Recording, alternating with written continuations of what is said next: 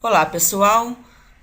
Vamos hoje nessa semana, Nessa semana nós vamos dar continuidade aos estudos da lógica matemática, aos métodos para um raciocínio consistente. Lembrando mais uma vez que nós estamos trabalhando com lógica argumentativa, lógica formal, Toda a intenção da nossa disciplina é provar que um determinado argumento possa ser válido ou inválido através de métodos dedutivos matemáticos.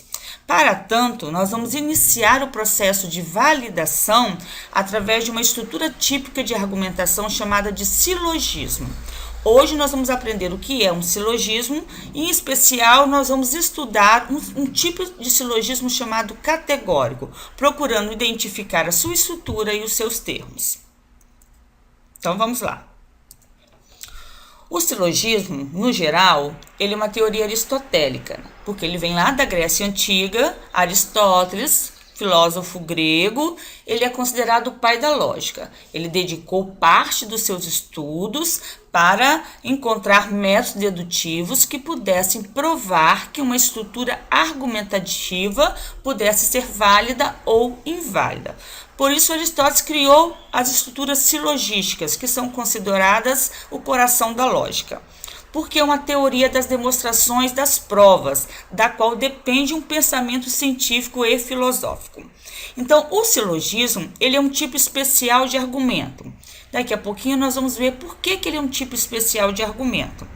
Mas ele se divide em categóricos e hipotéticos. Nesta semana, nós vamos explorar o universo dos silogismos categóricos. Na próxima semana, estudaremos os hipotéticos. Vamos lá entender, então, o que é um silogismo categórico? Um silogismo categórico, ele é uma forma particular de raciocínio dedutivo. Lembrando que um raciocínio é dedutivo quando as proposições que constituem essa argumentação dedutiva, todas as proposições exprimem veracidade dos fatos, isto é, possuem julgamento. De forma especial, o silogismo categórico ele é constituído por três proposições categóricas, três proposições que afirmam ou negam de forma absoluta, incondicional alguma coisa. Então, um silogismo categórico é um argumento típico formado por três proposições. Dessas três proposições, duas são premissas e uma é a conclusão. A conclusão deriva necessariamente das premissas, pelo que seria contraditório negar a conclusão, aceitando a verdade das premissas de que aquela é a consequência necessária. Simplesmente ele está dizendo isso, olha, a conclusão deriva de extração de raciocínio entre as premissas. Então, um silogismo categórico, ele vai ser considerado silogismo categórico se ele tiver uma forma típica de duas premissas e uma conclusão, sendo considerado uma proposição categórica a proposição que afirmar ou negar incondicionalmente alguma coisa, não deixar dúvidas sobre o que se está falando.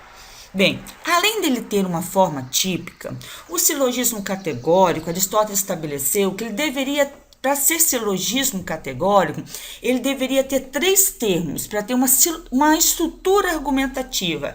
E é muito bacana isso, porque toda a preocupação de Aristóteles era construir uma forma de argumento que não violasse nenhum fundamento da lógica, nenhum fundamento da inferência, que fosse possível fazer uma inferência, que não gerasse a não contradição, que tivesse coerência.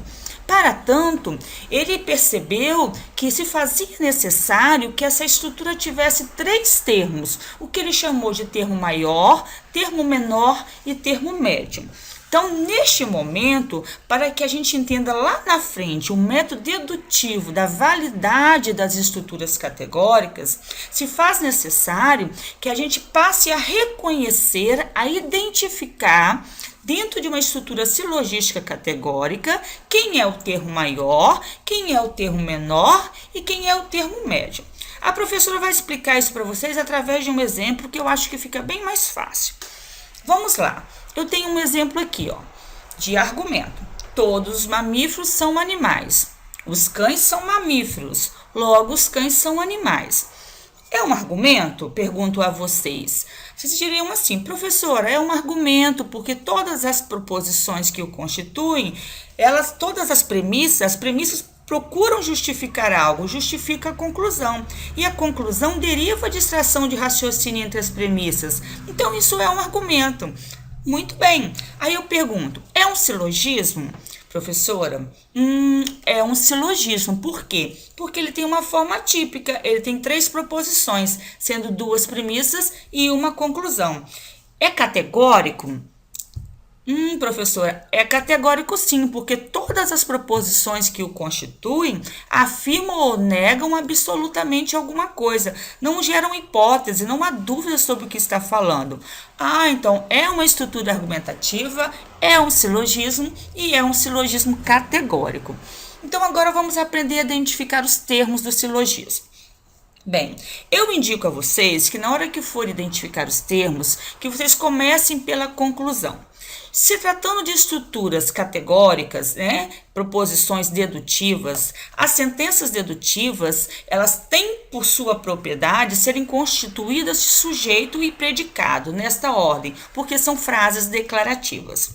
Então, para identificar os termos, nós vamos começar pela conclusão, pela frase da conclusão, pela sentença linguística da conclusão. Vamos identificar quem é o sujeito, quem é o predicado da conclusão. Porque Aristóteles falou bem assim, olha, o sujeito da conclusão, no nosso caso aqui a conclusão é logo os cães são animais. O sujeito da conclusão é na premissa chamado termo menor. E o predicado da conclusão é lá na premissa identificado como termo maior. Então, se na conclusão cães é sujeito da conclusão, lá na premissa os cães são mamíferos, ele passa a ser cães, passa a ser termo menor. Se animais é na conclusão o predicado, ele passa a ser lá na premissa todos os mamíferos são animais, ele passa a ser termo menor. Então, quer identificar o termo maior e o termo menor? Comece pela conclusão. Sujeito da conclusão, termo menor na premissa. Predicado da conclusão, termo maior na premissa. Onde está o termo maior? Aí está a premissa maior. Então, se o termo maior é animais, a premissa maior é todos os mamíferos são animais. Se cães é o termo menor, a premissa menor é os cães são mamíferos. E o termo médio? O termo médio é o termo de mesma identidade, significa o termo que tem a mesma classe de coisas, que aparece nas premissas, mas nunca aparece na conclusão. Olha, o termo médio é o elo de ligação entre as premissas. É o que garante que a pessoa vai continuar falando da mesma coisa. Porque lembrem-se, para ser argumento, as premissas têm que estar inferidas, buscando justificar algo. A pessoa não pode falar uma coisa, mudar de assunto na outra, porque senão não vai gerar estrutura argumentativa. Aí Aristóteles percebe que deveria existir um termo que ligasse uma premissa a outra, que iria garantir o fundamento da coerência, que ela não fosse mudar de assunto, podendo gerar-se assim uma inferência para a conclusão. Então surge aí o termo médio, o termo de mesma identidade, que aparece nas premissas, mas não aparece na conclusão. Assim nós identificamos 3 termos, muito fácil. Vamos fazer um review? Sujeito da conclusão, termo menor na premissa. Predicado da conclusão, termo maior na premissa. O termo que se repete entre as premissas de mesma identidade, que aparece nas premissas e não aparece na conclusão, termo médio.